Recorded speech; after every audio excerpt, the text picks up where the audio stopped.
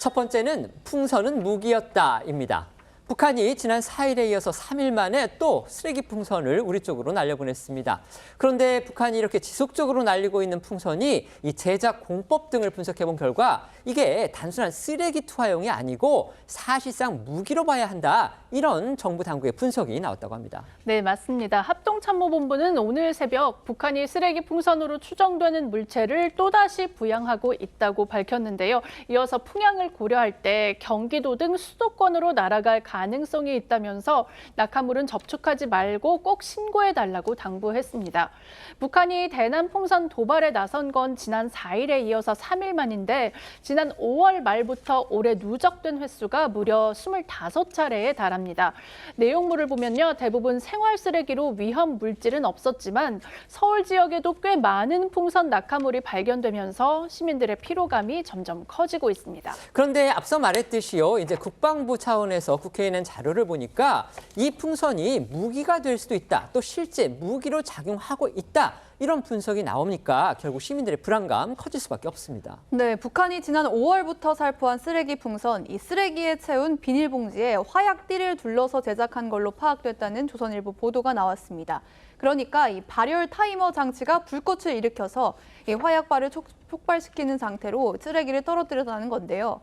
이 정도면 단순히 쓰레기를 매단 풍선이 아니라 특정한 의도를 갖고 제작한 무기나 다름없다는 지적이 나오고 있는 겁니다. 국회 행안위 소속 민주당 최현일 의원이 국방부에서 받은 쓰레기 풍선 구조도에 따르면 이 풍선과 쓰레기를 채운 비닐봉지 사이에 이 발열 타이머가 달려 있고요. 봉지에는 화약띠가 둘러져 있죠. 타이머와 화약띠는 전선으로 연결이 돼 있습니다. 이 풍선이 이륙하고 난 뒤 일정 시간이 지나면 이 발열 타이머가 전선에 전기를 흘려보내서 불꽃을 일으키고요.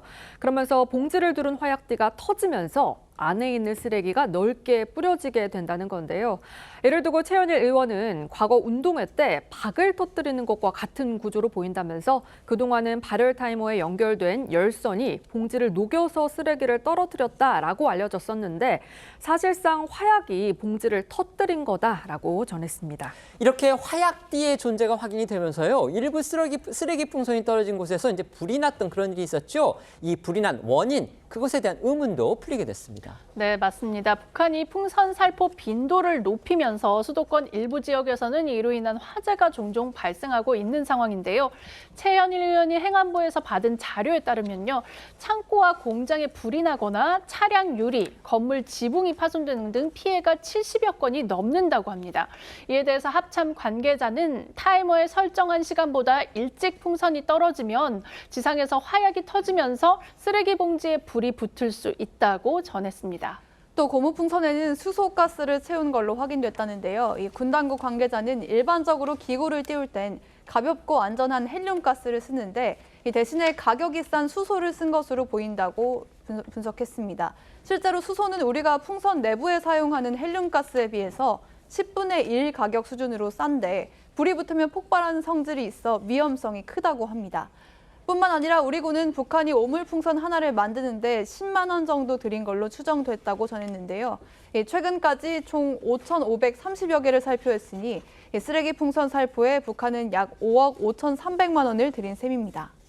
일찍부터 나온 지적이긴 하지만요. 일각에서는 이 북한이 풍선에다가 만에 하나 생화학 물질 같은 것을 담아서 무기화할 경우에 우리 국민의 생명에 치명적인 위협을 가할 수 있다. 이렇게 우려하고 있습니다. 그도 그럴 게 북한이 날려보내는 쓰레기 풍선 적중률 높아지고 있기 때문인데요.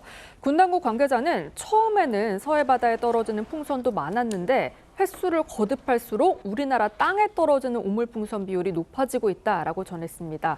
실제로 지난 6월 2차 살포 때는 우리나라 영토에 떨어진 쓰레기 풍선 비율 12.5% 수준이었었는데 지난 7월 10차 살포 때는 그 비율 96%에 달했다는 분석도 있었습니다.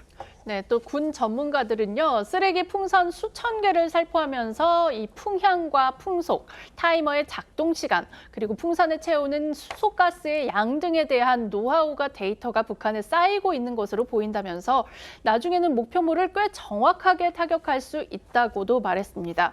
군 관계자 역시 구체적인 적중률은 파악하기 어렵다면서도 오물풍선의 정확도가 상승하는 추세인 것은 맞다고 했습니다.